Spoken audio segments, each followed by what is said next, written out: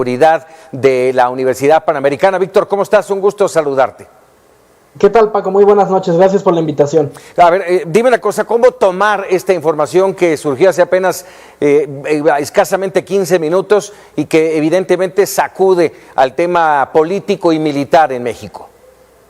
Claro, de confirmarse que la detención fue realizada a solicitud de la DEA, tendríamos el primer caso en la historia de México de un militar de ese nivel, un exsecretario de la Defensa, que es acusado de cargos contra el narcotráfico, algo de entrada por sí mismo irónico porque son los militares quienes han sido los máximos representantes de la guerra contra el narcotráfico desde el sexenio de Felipe Calderón.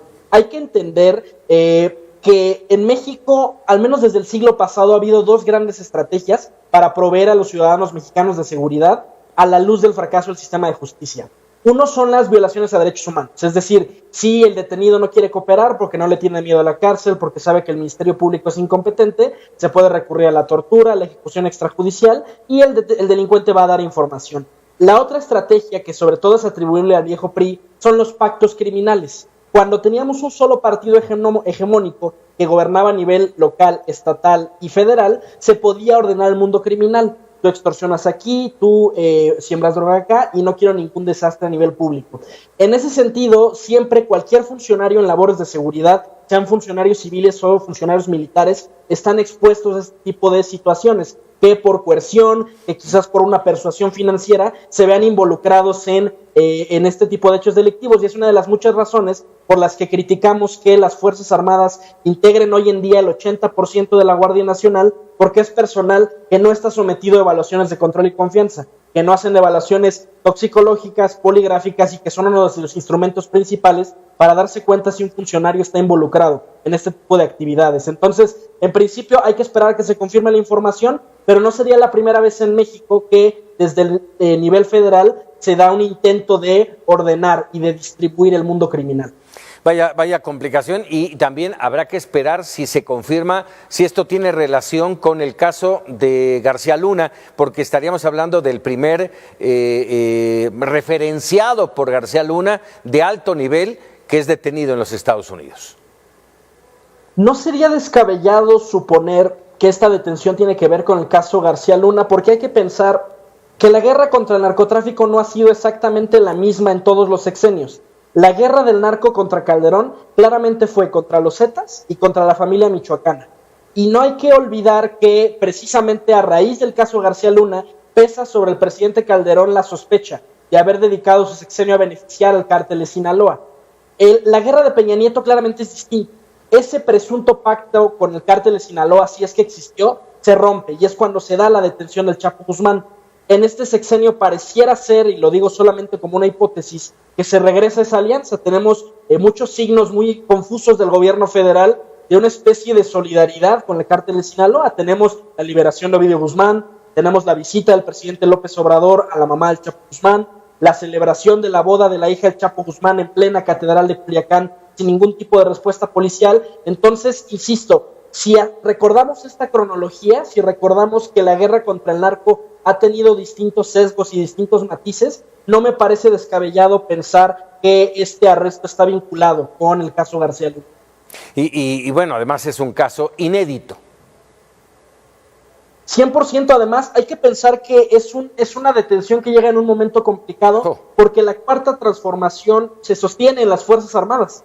Y no creo que las Fuerzas Armadas esperen pasivamente ante un evento de esta naturaleza. Fíjate, qué bueno que mencionas eso, porque si bien es un ex secretario, no corresponde a esta administración, pero finalmente sí golpea a la institución como tal.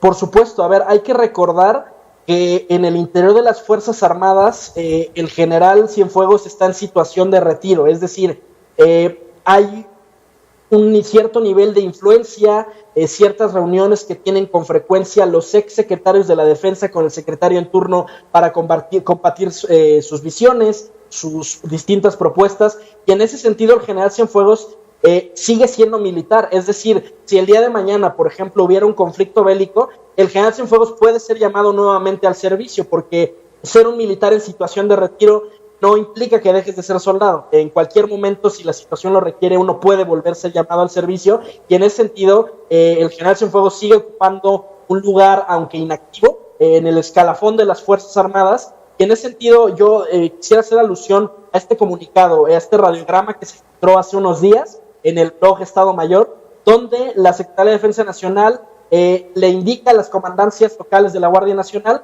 que a partir de este momento el mando operativo de la Guardia Nacional ya no está en la Secretaría de Seguridad Ciudadana, sino en la Secretaría de la Defensa Nacional. Entonces, no olvidemos que los grandes proyectos de infraestructura y los grandes proyectos de política pública de este sexenio dependen de las Fuerzas Armadas, y a mí me preocupa la posible reacción de las Fuerzas Armadas, sobre todo en un país en el que tradicionalmente no ha habido un buen control de las relaciones cívico-militares.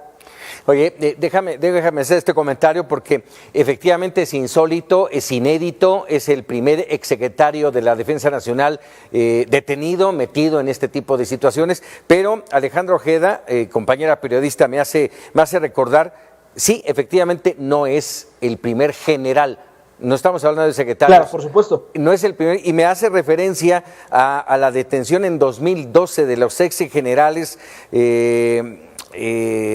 Tomás Ángeles Dajagüere, Roberto Dagüe González y también del caso de Ricardo Escorcia, los tres detenidos por autoridades mexicanas en términos de presuntos vínculos con el narcotráfico.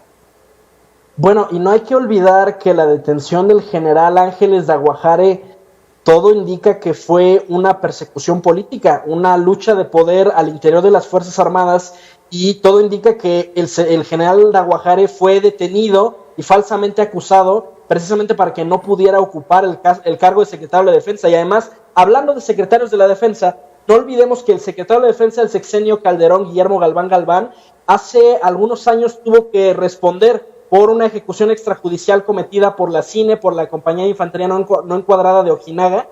Y fíjate, fue un caso muy interesante porque el general Galván no quería responder a las preguntas que le hacía la autoridad civil sobre esa ejecución extrajudicial, acogiéndose a un decreto de los 50s o 60s que decía que los funcionarios de alto nivel no tenían por qué responder ante tribunales civiles. Y la Corte le dijo, no, este decreto por supuesto es inconstitucional y usted tiene que dar cuenta de la cadena de mando que hubo el día de esa ejecución extrajudicial. Por supuesto que el general Galván no está procesado, a diferencia de, por ejemplo, el general Cienfuegos, que en este momento ya está detenido.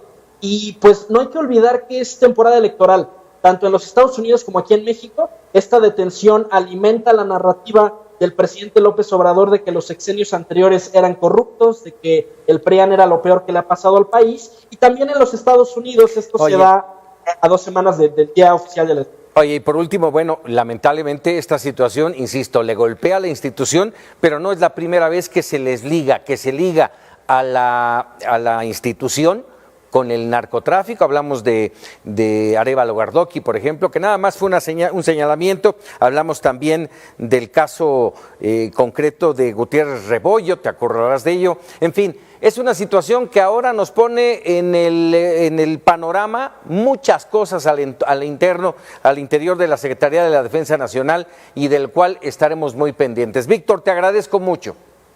Muchas gracias, Paco. Buenas noches. Un saludo a nuestro auditorio.